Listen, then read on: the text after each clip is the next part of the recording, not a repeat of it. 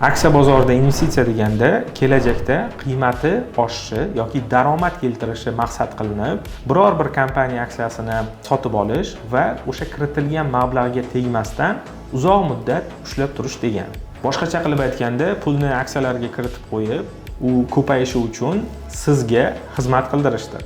Aksiya bozoridagi asosiy xususiyat bu hissadorlik evaziga kapital jalb qilishdir. Ya'ni kompaniya o'z aksiyasini chiqaradigan bo'lsa, kompaniyaning ma'lum bir qismini tashqi investorlarga sotish orqali pul, mablag' jalb qiladi.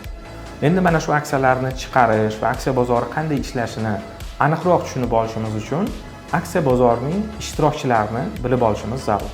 Va hozir sizga bir necha muhim ishtirokchilarni qisqacha aytib o'tmoqchiman. Ulardan birinchisi chakana investorlar. Chakana investorlar bu jismoniy shaxslar bo'lib, siz va biz kabi investorlar hisoblanadi. Investorlarning yana bir turi bor. Bu institutsional investor deyiladi, ya'ni yirik moliya tashkilotlari, hedge fondlar, investitsion fondlar kabi yirik tashkilotlar.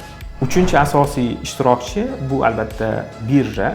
Birjada kompaniyalar o'z aksiyalarini chiqarish uchun ro'yxatdan o'tadi va aksiyalar oldi-sotdi bo'ladigan joy bu mana shu birja hisoblanadi. To'rtinchi ishtirokchi broker bo'lib, broker haqida oldingi darslarimizda aytib o'tdik. Ya'ni sotuvchi va xaridorni bir-biriga bog'lab berishga xizmat qiluvchi vositachi bu broker.